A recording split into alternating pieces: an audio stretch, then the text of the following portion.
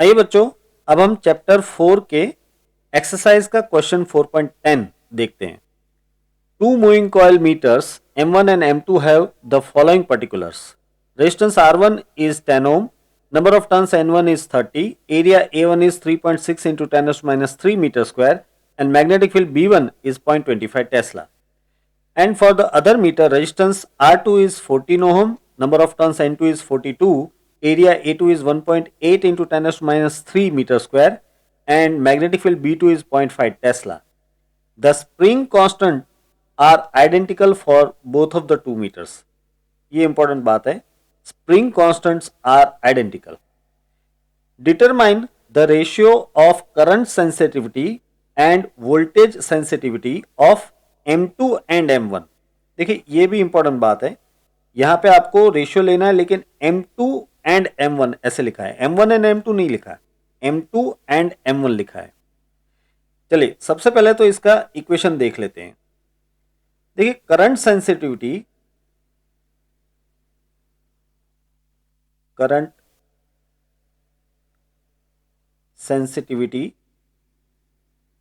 का इक्वेशन आप ऐसे लिख सकते हो, SI is equal to phi upon I, right. और फाई अपॉन आई हो जाएगा NAB अपॉन K. आपको याद होगा ये इक्वेशन. इसी तरह से वोल्टेज सेंसिटिविटी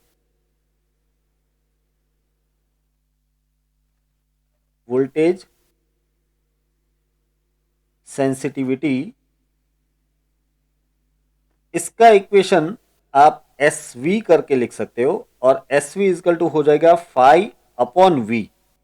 ऑलराइट. अब फाई का इक्वेशन है NABI अपॉन K, और साथ में ये V भी लेना है. अब देखिए I अपॉन V यानी कि 1 अपॉन R, तो मैं इसे लिख सकता हूं इस तरह से NAB अपॉन KR, राइट. यहां पे K जो है वो स्प्रिंग कांस्टेंट है. तो इन शॉर्ट के current sensitivity SI is equal to NAB upon K and voltage sensitivity SV is equal to NAB upon KR. अब आपको यहां पे रेशियो लेना है M2 और M1 मीटर का. तो वैल्यूज तो सारी दे दी है, हमें सिर्फ वैल्यूज पुटअप करके इसका रेशियो फाइंड करना है. तो सबसे पहले हम रेशियो फाइंड करेंगे करंट सेंसिटिविटी का. मैं यहां पे लिख लेता हूं,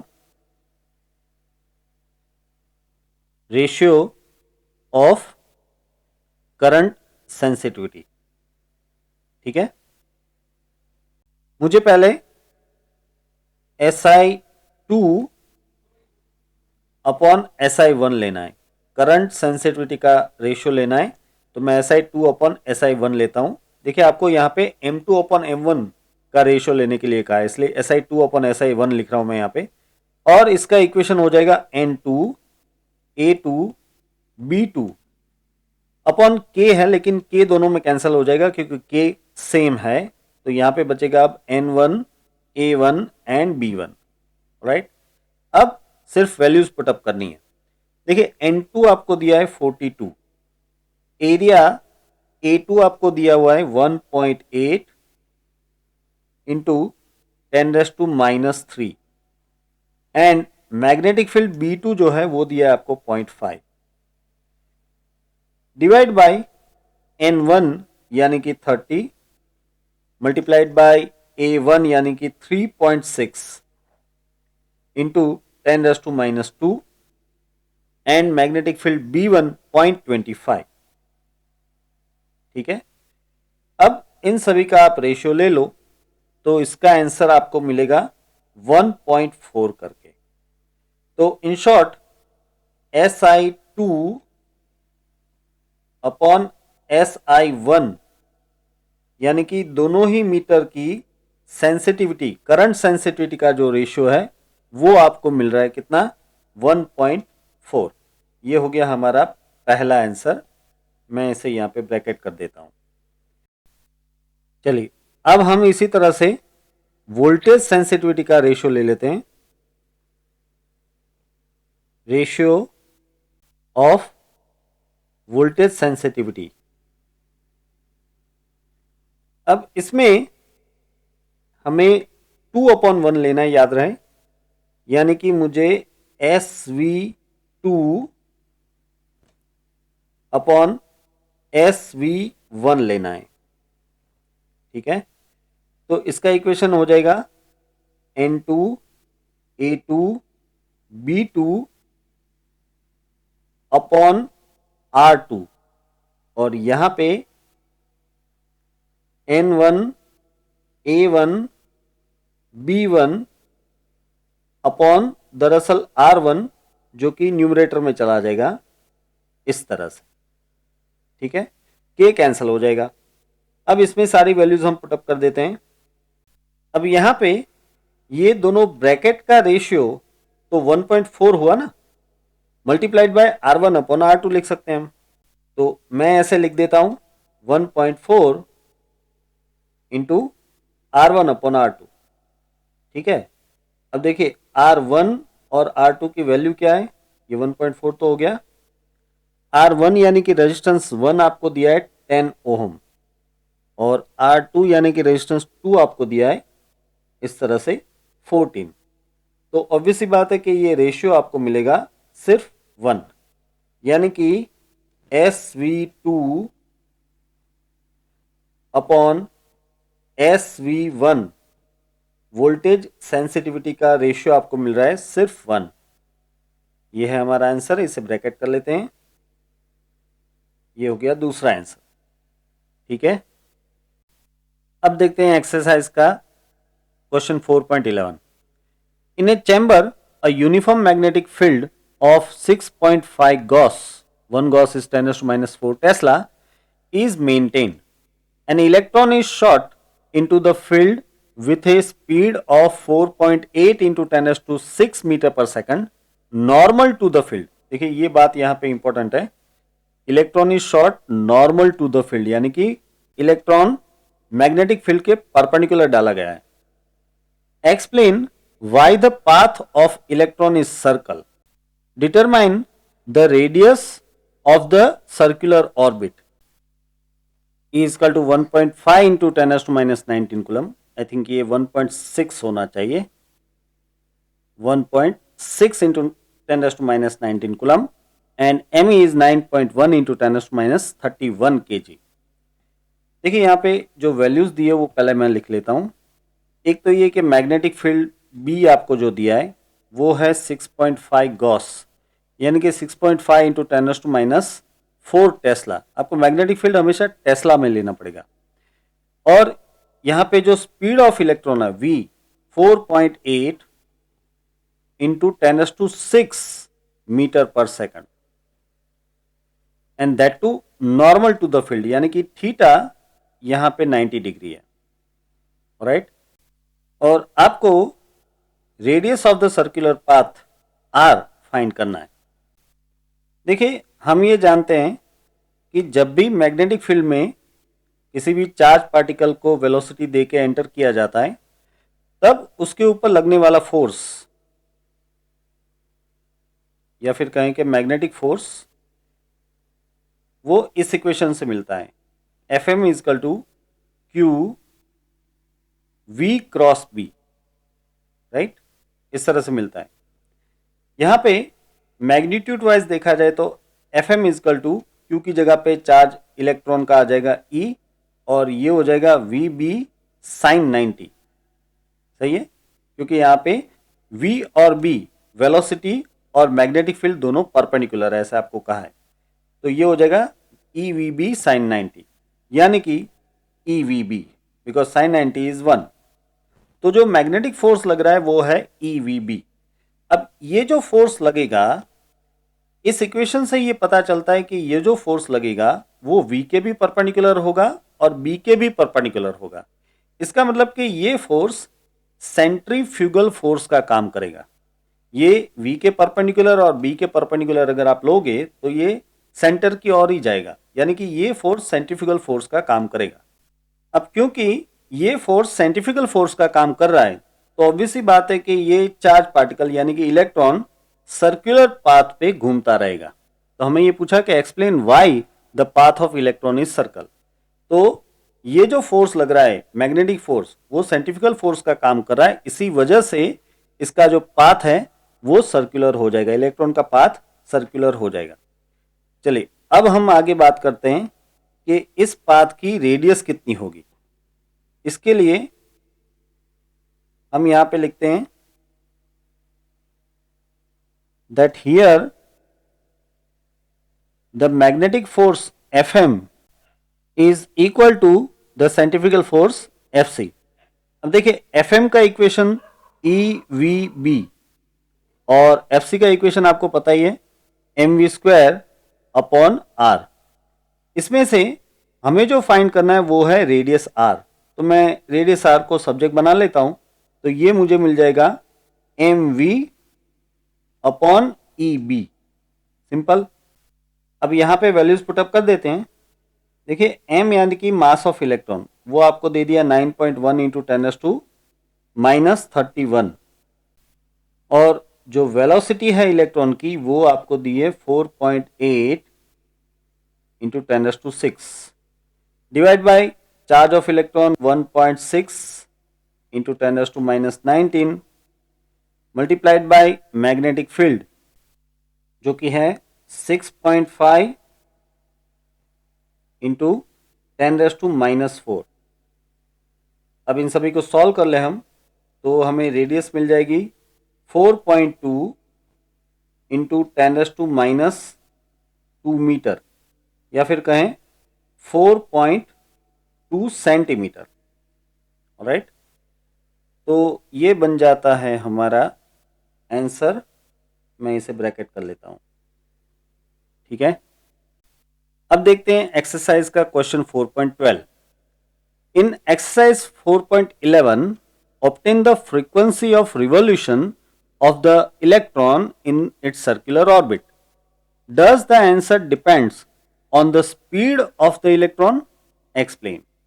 देखिए पिछले क्वेश्चन में हमने देखा कि एक यूनिफॉर्म मैग्नेटिक फील्ड में इलेक्ट्रॉन को मैग्नेटिक फील्ड के परपेंडिकुलर डायरेक्शन में यानी कि नॉर्मली डाला जाता है, तो वो सर्कुलर पाथ पे आ जाता है और उसकी रेडियस हमने फाइंड की। यहां पे हमें उसकी फ्रीक्वेंसी फाइंड करनी है, फ्रीक्वेंसी ऑफ रिवोल्यूशन फाइंड करना है।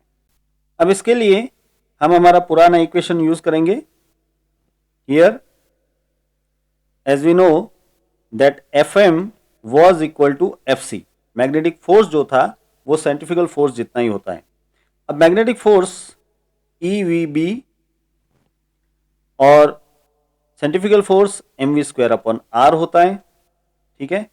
इससे हमने रेडियस का इक्वेशन फाइंड किया था, r is equal to mv upon EB। यहां तक तो हमने इक्वेशन ऑलरेडी देखा था, राइट। अब इसमें मैं एक चेंज कर रहा हूं। देखिए यहां पे जो v है, इस v की जगह पे आप लिख सकते हो 2 पाई r अपॉन t। मैं यहां पे लिख रहा हूं m और v की जगह पे 2 पाई r डिवाइड बाय ये EB और यहां पे आएगा t। मैं यहां पे लिख भी देता हूं। आपको पता है कि सर्कुलर पाथ है, ये इलेक्ट्रॉन का सर्कुलर पाथ है। तो सर्कुलर पाथ में वो 2 पाई r यानी कि सरकमफरेंस जितना डिस्टेंस ट्रैवल करेगा और वो भी एक पीरियोडिक टाइम यानी कि कैपिटल T में करेगा, इसलिए v इजकल टू हो जाएगा 2 पाई r बाई टी। अब यहां पे दोनों साइड r कैंसिल हो जाएगा और 1 अपॉन टी को सब्जेक्ट बनाएंगे, क्योंकि 1 अपॉन टी यानी कि फ्रीक्वेंसी f, ठीक है। तो इस तरह से हमें फ्रीक्वेंसी f का इक्वेशन मिल जाएगा। तो मैं लिखता हूं यहां पे, सो फ्रीक्वेंसी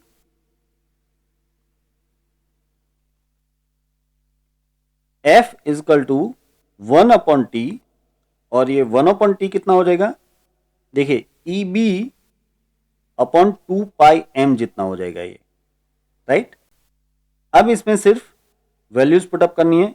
E यानी कि 1.6 इंटू 10⁻⁻19, B यानी कि मैग्नेटिक फील्ड जो कि आपको दे दिया है 6.5 into 10⁻⁻4 Tesla divide by 2 pi that is 2 into 3.14 and mass of electron is 9.1 into 10 raised to minus 31.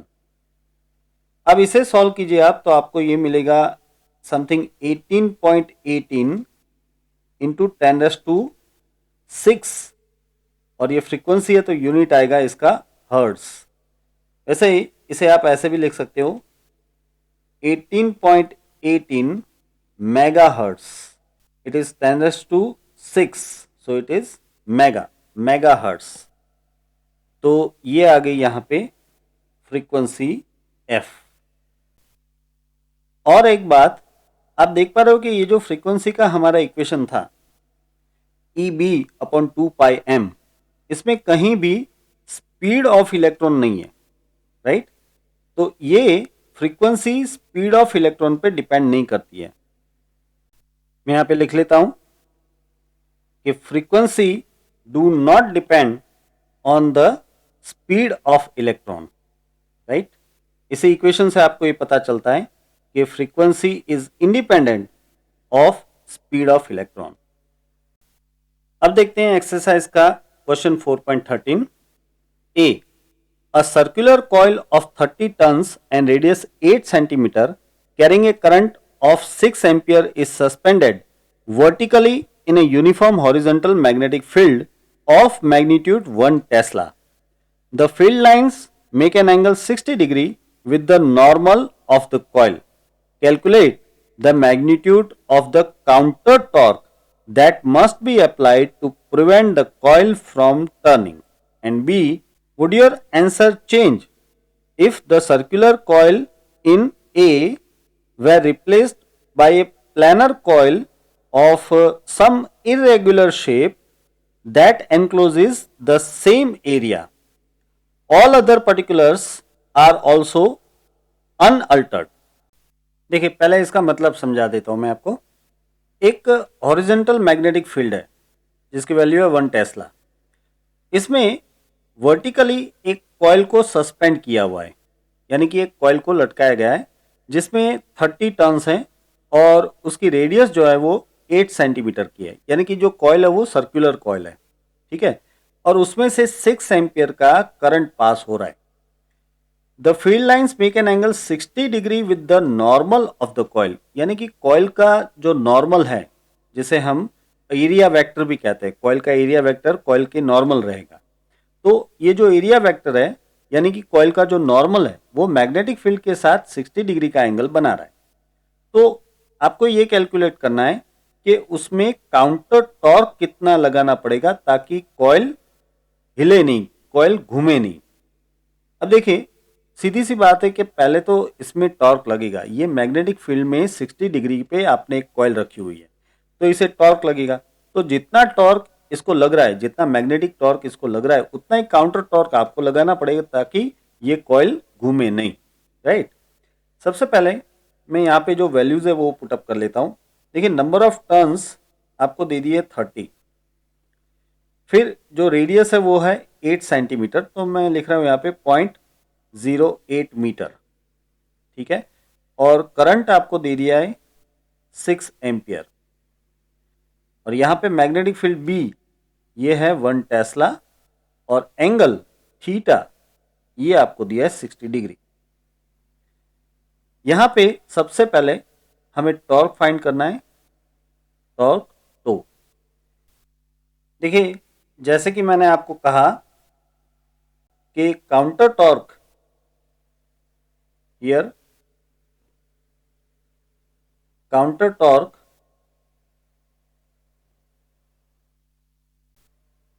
tau will be equal to the magnetic torque, and you know magnetic torque is NIAB sin theta, सही है? और यहाँ पे NI तो ठीक है, A यानी कि एरिया, अब कॉइल का एरिया हो जाएगा पाई आर स्क्वायर करके, राइट? और फिर B और साइन थीटा यानी कि साइन 60 लेना है हमें, ठीक है? अब हम इसमें सारी वैल्यूज पुटअप कर देते हैं। चलिए देखिए सबसे पहले n यानी कि नंबर ऑफ टर्न्स 30, I यानी कि करंट 6 एम्पियर, पाई 3.14, और जो रेडियस है वो है 0.08 स्क्वायर, मैग्नेटिक फील्ड 1 टेस्ला, और साइन 60 इज √3/2। ऑलराइट, अब इसे हम सॉल्व कर लेते हैं तो हमें टॉर्क मिल जाएगा, और ये टॉर्क मिलेगा समथिंग 1.13 न्यूटन मीटर जितना। राइट, तो ये हो गया हमारा आंसर। देखिए, याद रहे कि ये कॉइल को मूव होने से रोकने के लिए लगाया हुआ काउंटर टॉर्क है, लेकिन काउंटर टॉर्क जो है कॉइल में प्रोड्यूस होने वाला मैग्नेटिक टॉर्क जितना ही होगा। राइट, अब हम देख लेते हैं क्वेश्चन बी क्या है। Would your answer change if circular coil in A were replaced by a planar coil of some irregular shape that encloses the same area? यानी कि अगर आप इस कॉइल की जगह पे कोई प्लानर कॉइल दूसरी ले लो जिसका कोई भी इरेगुलर शेप हो, तो क्या आपका आंसर बदल जाएगा? अब इसका आंसर है no. Why no? Because the torque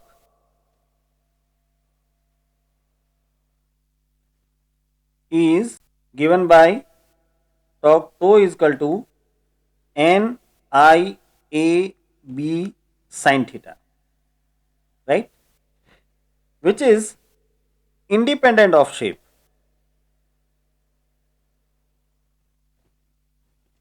Which is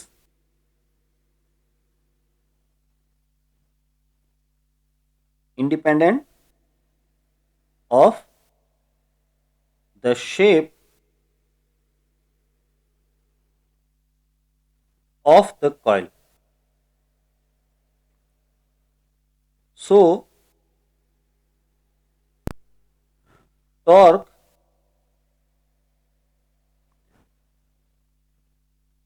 for the same area of coil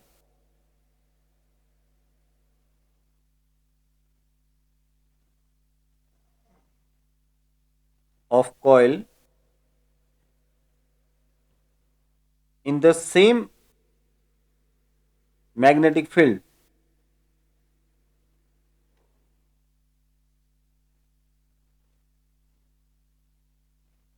will not change. ये समझ में आ रहा है ना? देखिए, टॉर्क का जो इक्वेशन है वो है NIAB sin थीटा, और आपको यहाँ पे कहा है कि अगर हम ये जो सर्कुलर कॉइल थी उसकी जगह पे किसी भी और दूसरी टाइप की प्लेनर कॉइल लेकिन इरेगुलर शेप की कॉइल ले लें और उसका एरिया वही रखें, तो क्या टॉर्क होगा change?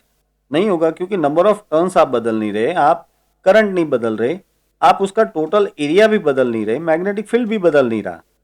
That means this torque is independent of shape, which is independent of the shape of the coil. So torque of the same area of coil in the same magnetic field will not change.